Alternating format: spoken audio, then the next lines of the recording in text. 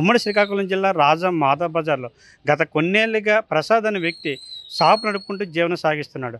అటువంటి తరుణంలో ఒక పెద్ద వ్యక్తి వ్యాపారస్తులైన సంబంధించి ఆ వ్యక్తి ఈ చిరు వ్యాపారస్తులపై కన్నుబడింది, ఆయనపై జులుం చూపించాడు. అసలు ఆ విషయంలో ఏం జరిగింది అనేది పాటు మనతో పాటు చిరు వ్యాపారస్తులు ఉన్నాడు. ఆ వ్యాపారస్తులు మాట్లాడే ప్రయత్నం చేద్దాం. గురుగారు చెప్పండి, ఏం జరిగింది? మీ మీద ఎవరు దాడి చేయడం చూశారు? ఇంతకుముందు వార్నింగ్ ఎవరు ఇచ్చారు? సార్ నా పేరు ప్రసాదరావు సార్. నేను 30 సంవత్సరాలు ఇక్కడ వ్యాపారం చేసుకుంటున్నాను. తర్వాత బండి లక్షణాన్ని నా మీద వార్నింగ్ ఇచ్చి తీసేస్తావు, తోసిస్తాను అనేసి 6 మాసాల నుంచి జరుగుతుంది. ఈ ఆఖరికి నేను రాత్రి ఏమో తోసారు, తీసుకెళ్ళి చెరువులు వేసారు.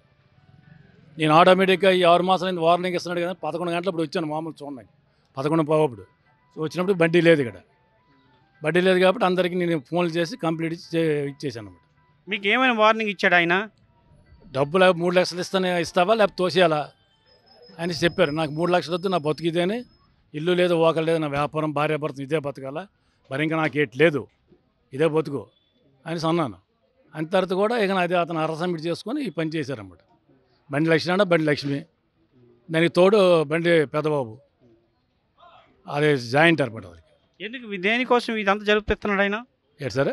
దేనికోసం అంతా జరిపిస్తానంటే అంటే నా బడ్డీ అడ్డుకోవడం వాళ్ళకి అడ్డు, అంటే బడ్డీ తీసేస్తే వాళ్ళకి అమ్మకానికి ఎక్కువ వెళ్తుందని వాళ్ళ బాధ వాళ్ళది.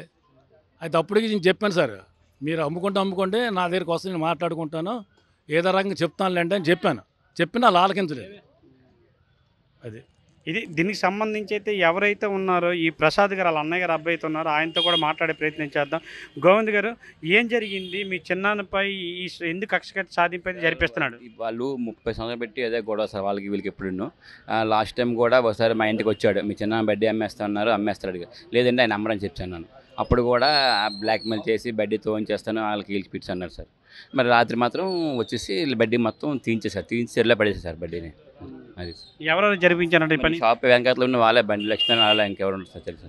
ఇంకెవరైనా ఉన్నారా? మరి ఇంకెవరు ఆయనకి రోజులు ఎవరు లేరు సార్ పక్కగా. ఈ విషయం గతంలో పెద్దల సమస్యలు పెట్టారా? అయ్యింది సార్, బాగానే మజాలో అందరికీ తెలుసు సార్, అది మార్కెట్లో మొత్తం అందరికీ తెలుసు ఆ విషయం.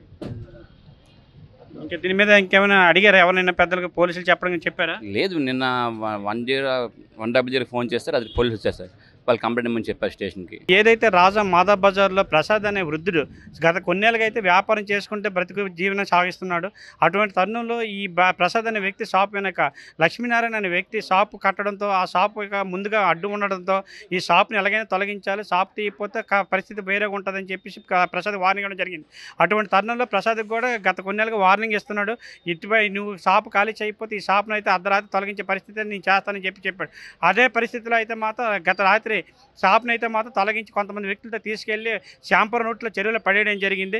దీనిపై అయితే మాత్రం నేను జీవనం సాగిస్తున్నాను, నాకు ఇదే జీవనం తప్ప నాకు వేరే ఆధారం అయితే లేదు, నాపై ఇలా కక్ష సాధింపు చేశారని చెప్పేసి బండి లక్ష్మీనారాయణ, ఇంకా బండి పెద్దబాబు అని చెప్పేసి వీళ్ళు ముగ్గురు కలిపి నా మధ్య ఈ కక్ష సాధింపు చేసి నా బడ్డీని తొలగించారు. ఇటువంటి తరుణంలో నేను 100 ఫోన్ చేసిన వెంటనే పోలీసులు రావడం జరిగింది. పోలీసులు కూడా ఫిర్యాదు జరిగింది. నాకైతే మాత్రం తక్షణం న్యాయం జరగాలని అయితే మాత్రం ప్రసాద్ కోరుతున్నాడు. రాజా నుంచి సురేష్, మాధవ్ బజార్ నుంచి, ఉమ్మడి శ్రీకాకుళం జిల్లా.